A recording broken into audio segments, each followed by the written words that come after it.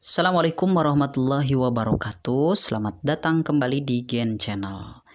Di video kali ini kita masih membahas tentang interaksi antara makhluk hidup. Jika di video sebelumnya kita sudah membahas tentang simbiosis, nah di video sekarang kita akan membahas tentang menentukan rantai makanan atau peran makhluk hidup dalam komunitas atau ekosistem tertentu.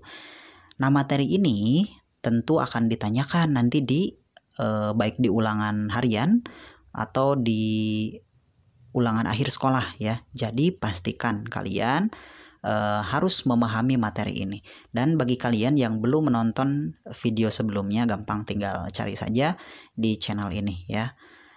Oke, di video kali ini kita akan bahas tentang menentukan rantai makanan atau peran makhluk hidup dalam komunitas atau ekosistem tertentu. Nah, di dalamnya ada dua materi inti. Pertama, tentang rantai makanan, sedangkan yang kedua tentang jaring-jaring makanan. Oke, untuk lebih jelasnya lagi, mari kita bahas semuanya. Yang pertama kita akan bahas terlebih dahulu tentang rantai makanan. Nah, berarti kita juga harus mengetahui pengertian dari rantai makanan itu. Nah, rantai makanan adalah proses perpindahan energi melalui proses makan dan dimakan. Nah, tentu dalam proses makan dan dimakan ini ada ketergantungan antara makhluk hidup yang satu dengan makhluk hidup yang lainnya. Tapi selain itu, bisa juga ada ketergantungan antara makhluk hidup dengan komponen abiotik atau makhluk tak hidup. Karena di muka bumi ini sumber energi utamanya berasal dari sinar matahari ya, atau dari matahari lah ya.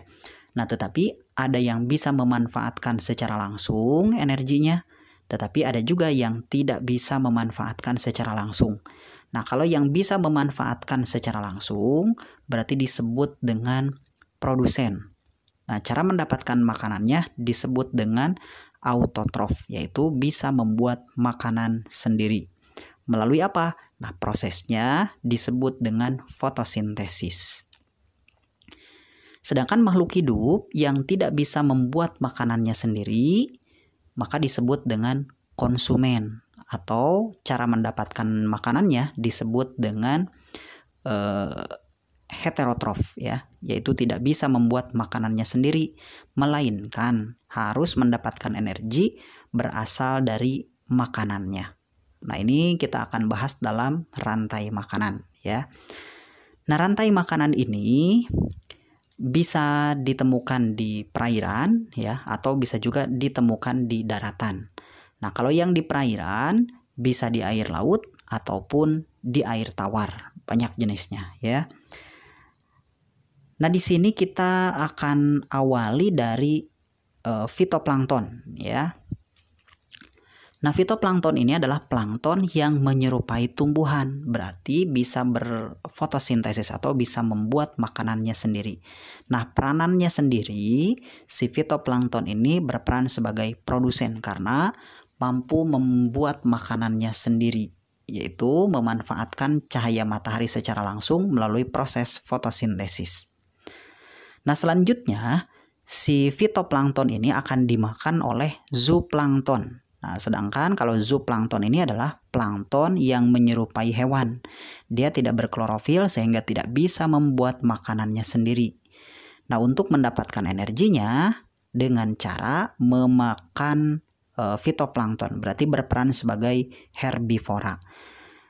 Nah, peranan si zooplankton ini atau disebut juga dengan konsumen pertama atau konsumen satu, atau disebut juga dengan konsumen primer. Karena yang pertama kali memakan tumbuhan yang bisa berfotosintesis tadi, atau disebut dengan fitoplankton kalau dalam rantai makanan di sini ya. Berarti ada perpindahan energi dari fitoplankton ke zooplankton. Selanjutnya, nah si zooplankton ini akan dimakan oleh ikan kecil. Nah, ikan kecil di sini berarti berperan sebagai konsumen sekunder atau konsumen yang kedua. Nah, berarti di sini juga terjadi perpindahan energi dari zooplankton ke ikan kecil. Selanjutnya, ikan kecil akan dimakan oleh ikan yang ukurannya besar. Nah, ikan besar ini berperan sebagai konsumen yang ketiga atau tersier. Nah, berarti di sini juga terjadi perpindahan energi dari ikan kecil ke ikan besar. Selanjutnya, apabila ikan besar tersebut mati, maka akan membusuk dan diuraikan. Nah, pengurai di sini terdiri dari jamur atau bisa juga bakteri. Nah, peranan jamur dan juga bakteri disebut dengan dekomposer. Kalau prosesnya berarti disebut dengan dekomposisi. Nah, peranan dari dekomposer yaitu untuk mengubah senyawa-senyawa organik yang terdapat pada ikan yang sudah mati tadi menjadi senyawa anorganik kembali. Nah, ini adalah contoh rantai makanan yang ditemukan di perairan. Selanjutnya, yaitu rantai makanan yang ditemukan di darat. Nah, biasanya di sini diawali dari rumput yang berperan sebagai produsen karena rumput berklorofil dan bisa berfotosintesis. Jadi bisa memanfaatkan secara langsung energi yang berasal dari cahaya matahari. Selanjutnya, rumput akan dimakan oleh belalang misalnya ya, atau serangga-serangga pemakan rumput, berarti berperan sebagai herbivora. Nah, belalang ini juga disebut dengan konsumen satu atau konsumen primer. Selanjutnya, belalang akan dimakan oleh burung. Berarti di sini terjadi perpindahan energi berasal dari belalang ke burung pemakan belalang. Banyak juga jenisnya burung-burung yang memakan serangga ya. Nah, berarti burung di sini berperan sebagai konsumen yang kedua atau konsumen sekunder. Selanjutnya, burung pemakan serangga atau insektivora tadi dimakan oleh ular misalnya ya. Nah, berarti ular di sini berperan sebagai konsumen yang ketiga atau disebut juga dengan konsumen tersier. Nah, di sini terjadi perpindahan dari burung pemakan serangga ke ular. Dan selanjutnya ular bisa saja dimakan oleh elang. Nah, ini lebih panjang ya. Nah, berarti elang ini berperan sebagai konsumen yang keempat. Nah, di sini juga terjadi perpindahan energi yang berasal dari yang berasal dari ular menuju ke elang. Nah, selanjutnya apabila elang tersebut mati, nantinya akan diuraikan oleh dekomposer yang terdiri dari jamur dan juga bakteri. Sehingga senyawa-senyawa organik yang terdapat di bangkai elang ini akan diubah kembali menjadi senyawa-senyawa anorganik. Nah, itu adalah contoh rantai makanan yang ditemukan di darat. Nah, mungkin itulah ya cukup untuk rantai makanan. Jadi dalam satu rantai makanan ini terdiri dari produsen, kemudian konsumen 1, konsumen 2, dan seterusnya ya. Selanjutnya kita akan bahas tentang jaring-jaring makanan. Nah, kalau jaring-jaring makanan sebetulnya tidak jauh berbeda dengan rantai makanan. Hanya saja kalau yang dimaksud dengan jaring-jaring makanan yaitu kumpulan rantai makanan atau lebih dari satu rantai makanan. Kalau pada jaring-jaring makanan ini bisa terdiri dari beberapa jenis ya. Kalau pada rantai makanan kan tadi hanya searah saja. Tapi kalau pada jaring-jaring makanan bisa lebih dari satu rantai makanan, atau kita langsung saja ke contohnya ya. Nah, misalkan di sini ada padi. Nah, padi ini bisa dimakan oleh beberapa jenis hewan ya, karena yang termasuk herbivora itu ada banyak, termasuk manusia sebetulnya, tapi kita tidak mencontohkan pada manusia ya. Misalkan padi bisa dimakan oleh burung pipit. Nah, burung pipitnya bisa dimakan oleh ular atau bisa juga dimakan langsung oleh elang.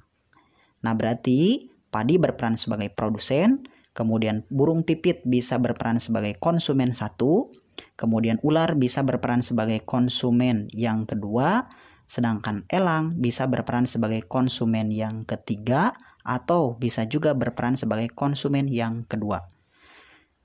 Atau bisa juga padi dimakan oleh tikus. Sedangkan tikusnya bisa dimakan oleh ular atau bisa juga dimakan oleh elang. Nah, apabila ular dan juga elangnya mati, maka nanti akan diuraikan oleh dekomposer yang terdiri dari bakteri dan juga jamur. Nah, dari jaring-jaring makanan tersebut kita bisa menentukan rantai makanannya. Berarti di sini terdiri dari beberapa rantai makanan, ya. Kemungkinan yang pertama berarti atau kemungkinan rantai makanan yang pertama yaitu padi dimakan oleh burung pipit, dimakan oleh ular, kemudian dimakan oleh elang, dan elangnya nanti kalau mati akan diuraikan oleh dekomposer. Itu yang pertama. Sedangkan yang kedua, padi dimakan oleh burung pipit, burung pipitnya dimakan oleh elang, dan elangnya mati, berarti nanti akan diuraikan oleh dekomposer. Itu yang kedua. Kemudian yang ketiga, padi dimakan oleh tikus, kemudian tikusnya dimakan oleh ular, dan ularnya dimakan oleh elang, dan elangnya apabila mati nanti akan diuraikan oleh dekomposer. Selanjutnya, berarti ini yang terakhir, padi dimakan oleh tikus, tikusnya dimakan oleh elang, dan kalau elangnya mati berarti nanti akan diuraikan oleh dekomposer. Nah, berarti dalam satu jaring makanan yang tadi dicontohkan terdapat 4 rantai makanan, dan di sana terjadi proses perpindahan energi dari organisme yang satu ke organisme yang lainnya. Nah, berarti dari jaring-jaring makanan tadi itu akan saling ketergantungan juga, ya. Misalkan nih, kalau burung pipitnya berkurang, misalkan terjadi pembasmian secara besar-besaran terhadap burung pipit, maka tumbuhan padi akan bertambah banyak karena berkurang ya pemakannya, hanya tikus saja. Sedangkan kalau misalkan burung pipit kalau untuk dampak terhadap ularnya, berarti ularnya juga ikut berkurang karena makanannya berkurang. Harusnya memakan tikus bisa, memakan burung pipit juga bisa. Tetapi karena burung pipitnya berkurang, maka kemungkinan besar si ularnya juga akan ikut berkurang. Begitupun kalau ular berkurang, maka jumlah populasi elang juga akan berkurang. Nah, maka ada saling ketergantungan, ya. Nah, biasanya di soal juga seperti itu. Kalau misalkan tikusnya punah misalkan, maka dampak terhadap padi bisa dampak terhadap ular, bisa juga dampak terhadap elang. Kalau padinya berarti bertambah banyak, sedangkan kalau ular dan elangnya akan berkurang kalau tikusnya mati. Oke, nah itu adalah penjelasan kita tentang rantai makanan serta jaring-jaring makanan. Nah, mudah-mudahan bisa dipahami dan bisa mengisi soal yang ditanyakan oleh guru kalian nanti di ujian akhir sekolah, ya. Terima kasih telah menonton. Jangan lupa yang belum subscribe tinggal klik tombol subscribe saja ya.